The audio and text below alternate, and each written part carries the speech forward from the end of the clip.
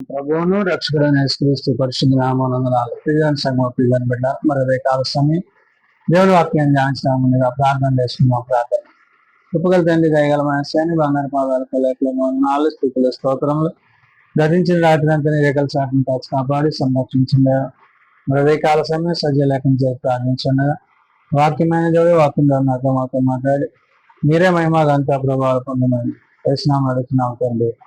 ఆమె ఇదేంటి సంగం నడిపిన ఏర్పాటు చేయడం వాటి భాగం అపోస్తులైన పౌలు ఫిబ్రవరికి రాసిన పత్రిక 1వ అధ్యాయము 1 నుంచి 4 వచనాలు ధ్యానం చేసుకున్నాం. అపోస్తులైన పౌలు ఫిబ్రవరికి రాసిన పత్రిక 1వ అధ్యాయము 1 నుంచి 4 వచనంలో ఈ విధంగా రాయబడినవి. పూర్వకాలమందు నానా సమయంలో నానా విధములుగా ప్రవక్తల ద్వారా మన పితరులతో మాట్లాడిన దేవుడు ఈ దినమున ఎంతమందు కుమారుని ద్వారా మనతో మాట్లాడాను. ఆయన ఆ కుమారుని సమస్తమునకు వారసునిగాను నియమించెను. ఆయన ద్వారా ప్రపంచములను నిర్మించెను. ప్రియదేవుని సంగమా, ప్రియదాని బిడ్డలారా, పౌలు హెబ్రీ సంఘానికి పత్రిక రాస్తూ దేవుని యొక్క పనిలో అంటే దేవదూతల కంటే శ్రేష్టమైన దేవుని కుమారునిగా ప్రభు యొక్క పరిచర్యను మనం ఇక్కడ చూడగలం. పౌలు హెబ్రీ సంఘానికి పత్రిక రాస్తూ వారి యొక్క సంబంధాన్ని అంటే ప్రభుతో పరిశుద్ధాత్మతో వారు ఎటువంటి సంబంధాన్ని కలిగి ఉన్నారో ఆ సంబంధాన్ని గురించి ఇక్కడ చెప్తున్నాడు. పూర్వకాలమందు నానా సమయములలో నానా విధములుగా ప్రవక్తల ద్వారా మాట్లాడిన మన పితరులతో మాట్లాడిన దేవుడు అని అంటే పాత నిబంధన కాలమందు ఏ విధంగా అయితే దేవుడు ప్రవక్తలను తెలుసుకుని ఆ ప్రవక్తల ద్వారా దేవుడు మాట్లాడారో ఆ ప్రవక్తలు దేవుని విషయాలను తెలియజేశారో ఆ విషయాలను ఇక్కడ పౌలు ప్రస్తావన చేశాడు. అందుకనే పూర్వకాలమందు నానా సమయములలో అంటున్నాడు. అంటే దేవుని యొక్క మూల భాషలో నానా భాగములుగా అంటే అనేక రీతిలుగా వారిని దర్శించి దీవిస్తూ వారిపై కృప చూపుచ్చు మరి ప్రవక్తల ద్వారా మాట్లాడిన ఆ నానా విధములుగా ప్రవక్తలుగా మాట్లాడిన ఆ పితరులు మన పితరులతో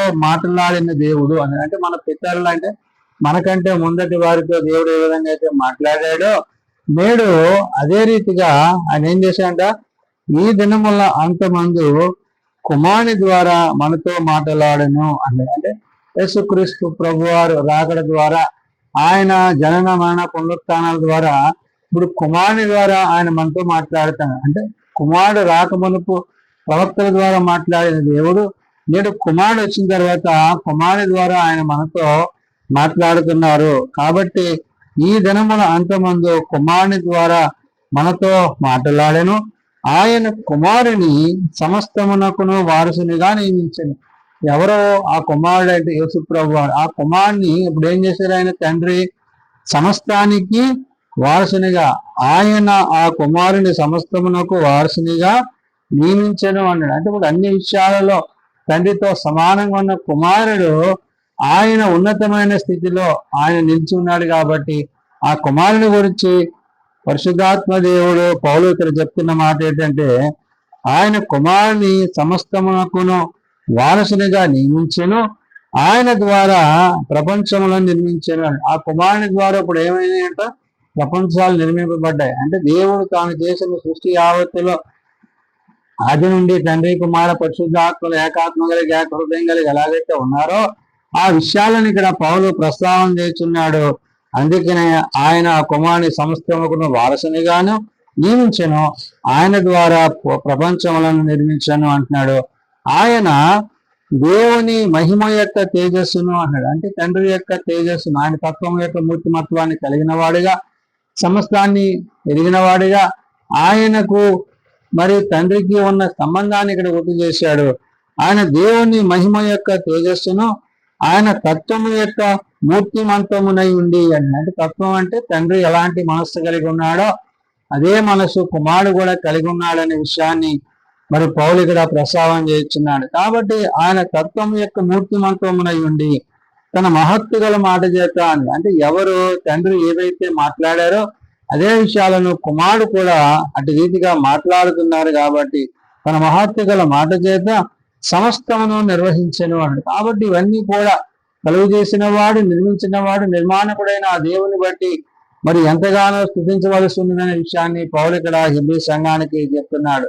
కాబట్టి తన మహత్వ గల మాట చేత సమస్తమును నిర్వహించుచు పాపముల విషయములో శుద్ధీకరణ తానే చేశాను. ఏ పాపం అయితే మానవుని మీద ఏలుబడి ఆది తల్లిదండ్రులు ఏదైతే అతిక్రమం పాపం చేసి ఆజ్ఞాతిక్రమం చేసి పాపం చేశారో ఆ పాపాన్ని నుండి తప్పించడానికి ఆయన శరీరధారిగా వచ్చారు అని ప్రభువుని గురించి, ఆయన కుమారుడైన క్రీస్తుని గురించి మాట్లాడుతున్నాను పౌలు. కాబట్టి పాపం విషయంలో శుద్ధీకరణ తానే చేసి దేవదూతల కంటే ఎంతో శ్రేష్టమైన నామము పొందెనో అంటాడు. అంటే దేవదూతల కంటే కూడా శ్రేష్టమైన నామాన్ని కలిగిన ఆ ప్రభువుని బట్టి, ప్రభు యొక్క మాటని బట్టి చెప్తున్నాడు.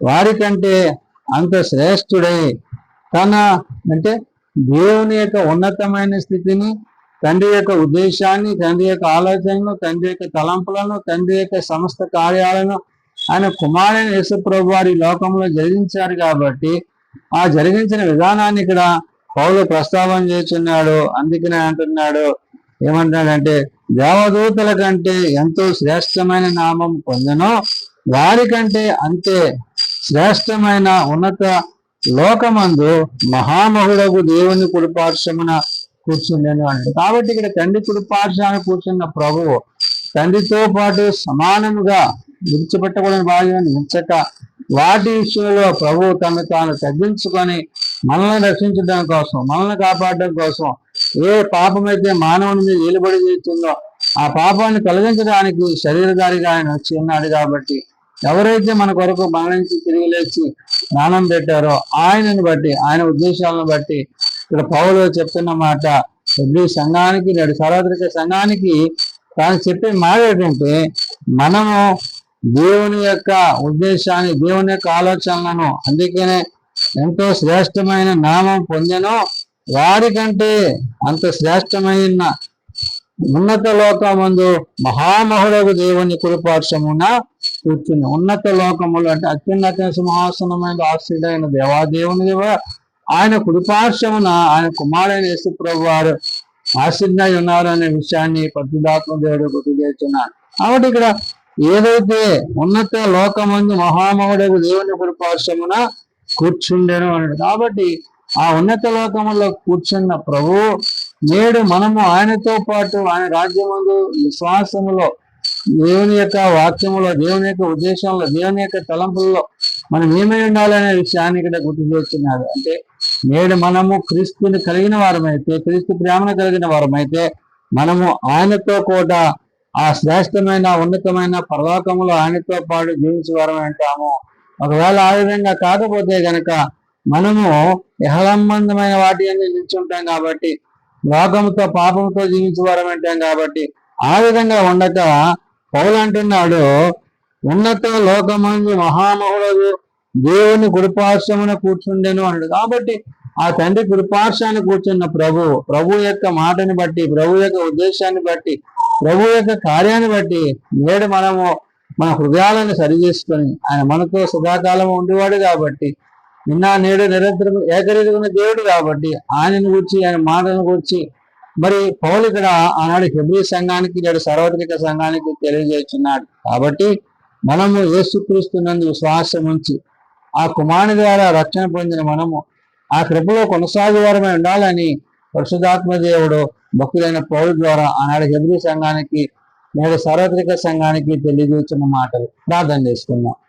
ప్రేమ నమ్మకం కలిగిన మా తండ్రి, కృప కలిగిన ఎవరిని వందనాలు, స్తోత్రములు దొరికిన సూర్యుని కాపాడి ఆయన మరి ఉదయకాల సమయం రీతిని ప్రార్థించడానికి కృపగా ఉన్న ఈ వాక్యం చేత చేత నన్ను మమ్మల్ని స్థిరపరిచి బలపరచండి. బలపరచడం రోగం ఎవరైతే ప్రభాని సంఘ ప్రార్థనాలు కలిగినటువంటి వాళ్ళని ముట్టి స్వస్థ వచ్చి సంరక్షించి సహాయం ఇచ్చేయండి. జీవన మాటలు ప్రభా మీ సన్నిధిలో ప్రార్థించిన ప్రతి కుటుంబాన్ని, వ్యక్తిని మీరు దర్శించి జీవించి మీ కృపచేత నింపండి. చిన్నబిడ్డలు, యామలు, పెద్దలు, వృద్ధులు, పెద్దవారిని వారి వారి దైవత చెప్పిన ఆశ్రయించి జీవించండి.